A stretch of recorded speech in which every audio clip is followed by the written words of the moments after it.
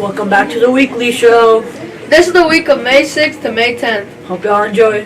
Facebook expects to pay a fine of up to $5 billion in a settlement with federal regulators.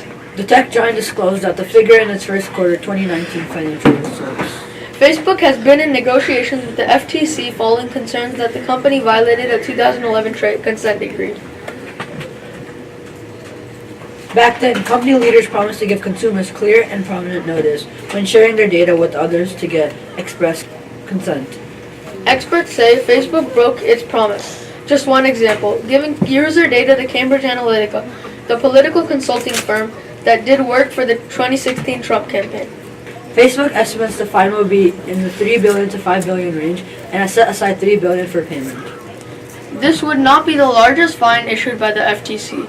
In 2016, the agency reached settlements with Volkswagen totaling up to $14.7 billion. Facebook's whole revenue for the first quarter stood at more than $15 billion, so whatever the final figure, the company has more money to pay for the estimated fine. President Trump effectively unsigned an international arms sales agreement Friday, moving to withdraw the U.S. from the United Nations Arms Trade Treaty.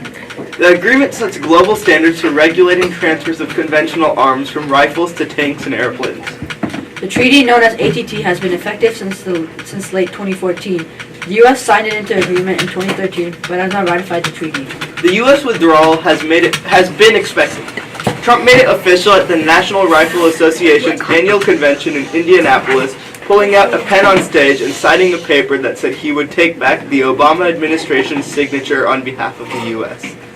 The ATT has been a target for the NRA, which has claimed it would harm U.S. gun owners. Trump echoed that criticism on Friday, calling the ATT a threat to the Second Amendment rights. Hopefully everything finalizes and comes to resolution. Japan's Emperor Akihito has stepped down after 30 years.